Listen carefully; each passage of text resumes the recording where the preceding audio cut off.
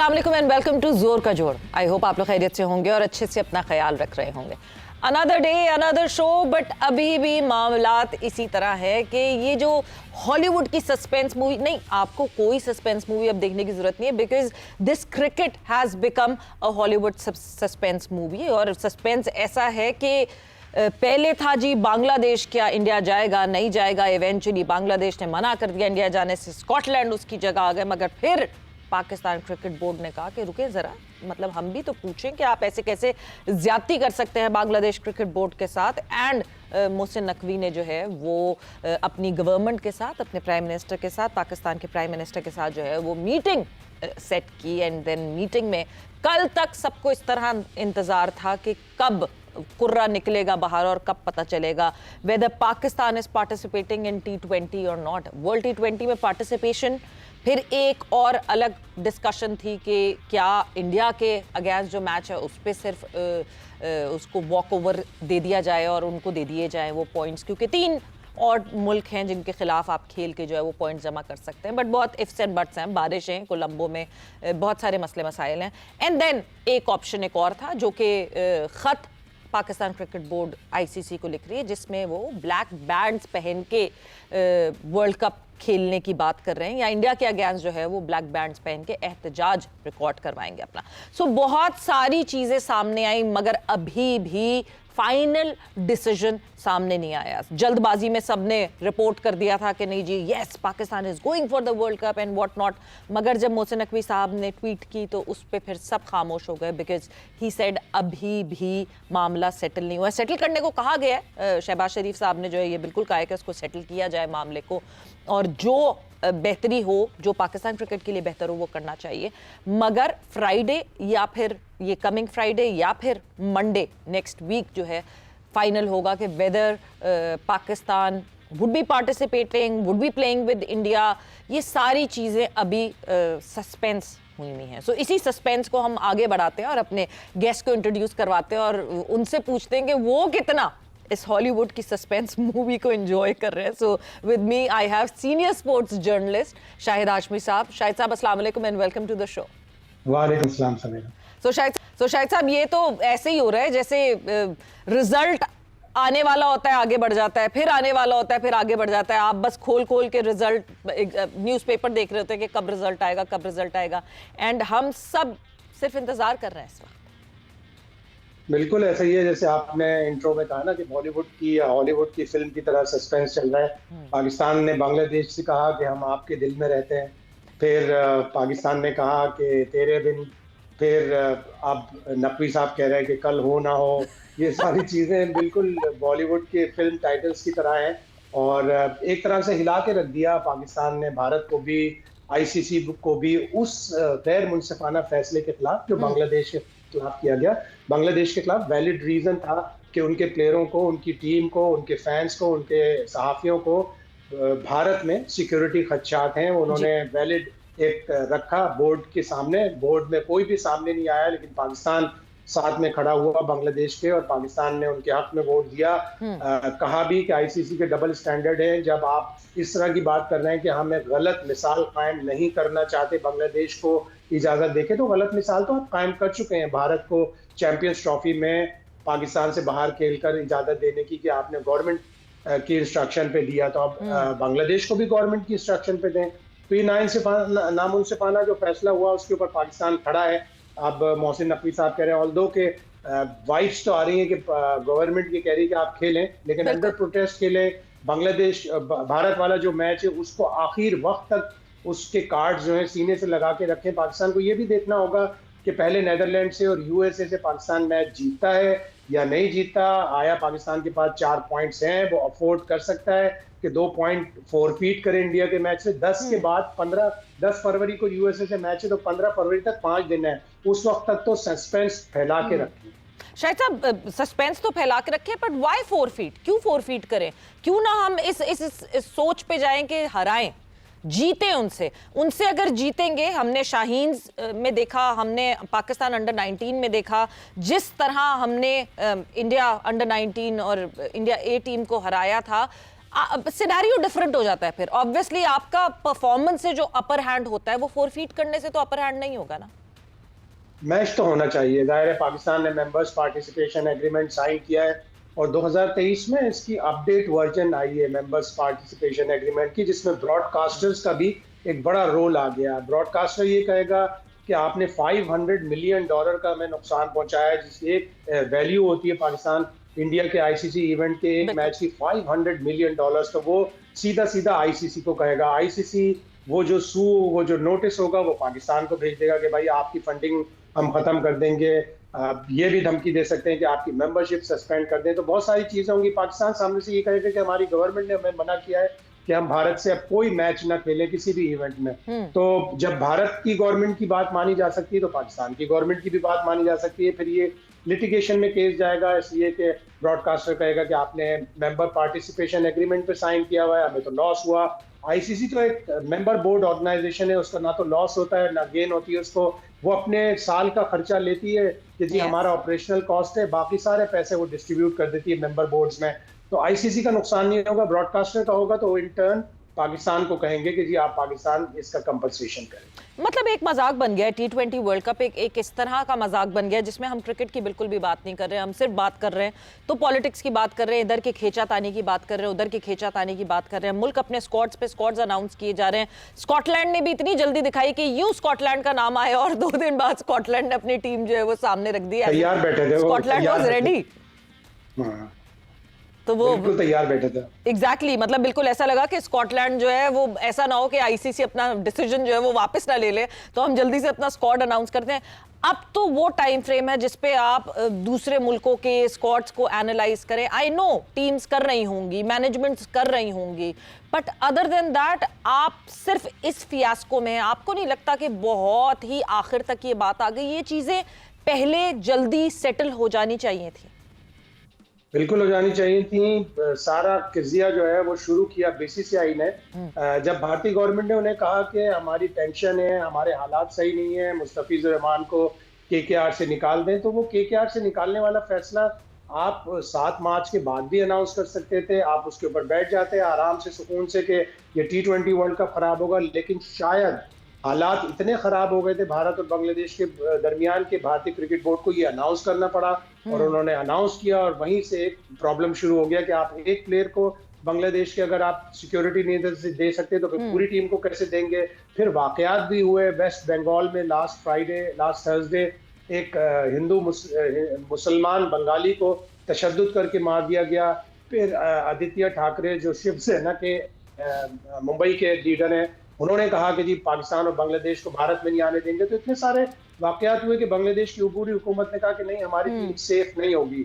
तो या तो उनके मैचेस शिफ्ट करते, या उन्होंने जो अब आपने एक डिसीजन लिया, आपने कहा हम गलत मिसाल कायम नहीं करते, एक तरफा फैसला दे दिया, कोई भी मेंबर बोर्ड खड़ा नहीं हुआ। और हद तो यह है कि किसी भी मगरबी अखबार ने, मगरबी चैनल ने इस डिसीजन को कंडेम नहीं किया। कोई एक आर्टिकल नहीं आया कि जी बांग्लादेश के साथ ज्यादती हुई है। तो ये सारा एक ऐसा बायस है। फिर कल उस बायस को एक्सट्रीम पोजीशन पे पहुंचा दिया कि बांग्लादेश के जर्नलिस्टों के भी एक्रीडिटेशन कैंसिल कर दिए। भाई पाकिस्तान ने तो मिसाल कायम की थी चैंपियंस ट्रॉफी में, 7 भारतीय जर्नलिस्टों को वीजा दिए थे, उन्होंने आके एक दिन भी ग्राउंड का चक्कर नहीं लगाया। वो मुख्तलिफ चैनल्स पर बैठते रहे, गोलगप्पे खाते रहे, लिबर्टी में हुजूम के साथ खड़े होकर तस्वीरें खिंचवाते रहे। तो पाकिस्तान ने तो उनको 7 लोगों को वीजा दिया, जबकि भारत की टीम तो आ भी नहीं रही थी। तो ये एक गैर मुनसिफाना तरीका है जो भारतीय क्रिकेट बोर्ड ने भी, आईसीसी ने भी अडॉप्ट किया हुआ है। इसके ऊपर मेंबर बोर्डों को एक मुल्क और अगर आ जाता ना तो इस सीन की, इस पिक्चर की बिल्कुल मुख्तलिफ सिचुएशन। हाँ, क्योंकि बिकॉज इन मुल्कों को ये रियलाइज करना पड़ेगा कि अगर कल पाकिस्तान था, आज बांग्लादेश है, तो आने वाले कल में जो है ये भी हो सकते हैं और ये भी उस रिसीविंग एंड पे हो सकते हैं। मगर क्या ही कितना इंपॉर्टेंट होता है शाहिद साहब कि जो डिसीजन मेकर्स हैं या जो स्पोक्स पर्सन है उनके लफ्ज कितने मायने रखते हैं। ना बीसीसीआई की तरफ से ये मुस्तफीज के लिए कोई भी बात आती, बड़ी खामोशी से केकेआर की मैनेजमेंट को इन्फॉर्म किया जाता कि आप किसी तरह मुस्तफीज को जो है वो अपने स्क्वाड से हटा दीजिए।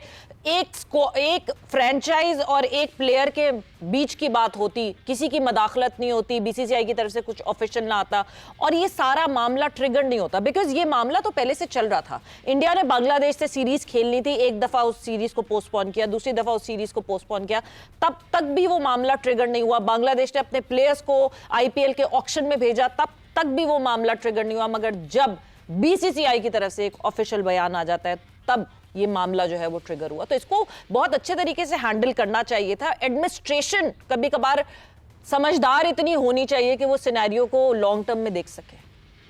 उनको T20 वर्ल्ड कप को मद्देनजर रखना चाहिए था कि हम होस्ट हैं, हम अगर ये डिसीजन अनाउंस कर देंगे तो एक केओस मच जाएगा। बांग्लादेश इसके ऊपर शायद वो एक्सपेक्ट नहीं कर रहे थे कि बांग्लादेश इतना सख्त इसके ऊपर एक्शन लेगा, उनकी बुरी हुकूमत इसके ऊपर सख्त एक्शन लेगी। और पिछले साल से जब से शेख हसीना वाजिद माजूल हुई, उसके बाद से भारत और बांग्लादेश के दरमियान ताल्लुकात खराब होना शुरू हो गए। उनके स्टूडेंट लीडर हादी उस्मान को हलाक किया गया, उसके शवाहिद बांग्लादेश ने दिए कि आपके आए किराए के कातिल और मार कर चले गए। अभी 2 दिन पहले शेख हसीना वाजिद ने दिल्ली में तकरीर करना उनको अलाउ किया, जबकि वो एक माजूल वजीर आजम है, उनको ढाका की अदालत ने लाइफ सेंटेंस दी हुई है। तो आप एक मुल्क के खिलाफ, एक मुल्क के फ्यूजिटिव कोर्स, मुल्क के माजूल वजीर आजम को इस कदर लिफ्ट दे रहे हैं, इसका मतलब है आप आग में तेल छिड़क रहे हैं, आप सारा सब कुछ कर रहे हैं। तो बांग्लादेश की हुकूमत भी जाहिर है कोई मामूली हुकूमत नहीं है, उनके भी एक जोश है, क्रिकेट का भी है, सियासत का भी है, सारी चीज़ों का है, उनके इलेक्शन भी होने वाले हैं, उनको सारी चीज़ें देखनी पड़ती हैं। तो ये एक एडमिनिस्ट्रेशन की खराबी थी, या तो उन्होंने गुरूर में आकर कर दिया कि नहीं कुछ नहीं करेंगे, और फिर जाहिर है जय शाह कैसे कबूल कर ले कि उनके अब्बू के ऊपर इल्ज़ाम आए कि वो बांग्लादेश की टीम को सिक्योरिटी नहीं दे सकते, वो तो उनका घराना बंद कर देंगे अमित शाह साहब। अजीब पॉलिटिसाइजेशन हो गई है, जिससे जो है वो जो कहते हैं ना स्पिरिट ऑफ द गेम, वो बहुत टेंटेड हो गई है। But spirit of the game की जहां बात करें, so Pakistan under 19 team is full of spirit right now. और जिस तरह मतलब टच वुड, जिस तरह हमारे ये यंग लड़के खेल रहे हैं आज, जिस तरह न्यूजीलैंड से मुकाबला हुआ और 110 रन पे न्यूजीलैंड को ऑल आउट करके 18वें ही ओवर में जो है वो टारगेट अचीव कर लिया। मगर क्या आपको लगता है कि सेमीफाइनल में पहुंचना मुश्किल होगा? बिकॉज इंडिया से 1 फरवरी को पाकिस्तान अंडर 19 ने इंडिया अंडर 19 से खेलना है, एंड इस वक्त नेट रन रेट के हिसाब से अभी भी एक मैच कम खेलकर India is at the top. वो एक मैच चल रहा है, एक मैच हो जाएगा अभी इंडिया का खत्म ही बहुत ही अपील टास्क है पाकिस्तान के लिए, इसलिए कि नेट रन रेट के साथ साथ इंग्लैंड न्यूजीलैंड से हारे, हम भारत को बड़े मार्जिन से हराए, तब जाके हम सेमीफाइनल में आते हैं। और वो जो ग्रुप मैच में हम इंग्लैंड से हार गए, 210 रन चेज नहीं कर सके, 37 रन से हार गए, वो हमें हॉन्ट कर रहा है। अगर हम वो मैच जीते हुए होते तो आज हमारी पोजीशन बहुत ही स्टेबल होती। अब सिर्फ डू और डाई वाला मामला है कि भारत को बड़े मार्जिन से हराए, उनका नेट रन रेट तो उनको 6 पॉइंट के साथ भी सेमीफाइनल में पहुंचा रहा है। इंग्लैंड का भी नेट रन रेट हमसे अच्छा है, लेकिन जाहिर है वो न्यूजीलैंड से हारेंगे, हम भारत को अगर हराएंगे तो नेट रन रेट में फर्क आएगा। अपील टास्क है, लेकिन यही वो स्पिरिट होती है पाकिस्तान की। पिछले जमानों में भी पाकिस्तान इसी तरह 92 का वर्ल्ड कप ले लें, चैंपियंस ट्रॉफी ले लें, 2009 का वर्ल्ड कप ले लें, पाकिस्तान इसी तरह करता है। और बड़ी जरूरत थी इस जूनियर टीम से टाइटल जीतने की, इसलिए कि हम 2006 से कोई टाइटल जूनियर वर्ल्ड कप नहीं जीते। बिल्कुल बिल्कुल बहुत ज़रूरत थी, मगर ये कि हालात बहुत मुश्किल लग रहे हैं। बट नेवर से नेवर, कभी भी कुछ भी हो सकता है।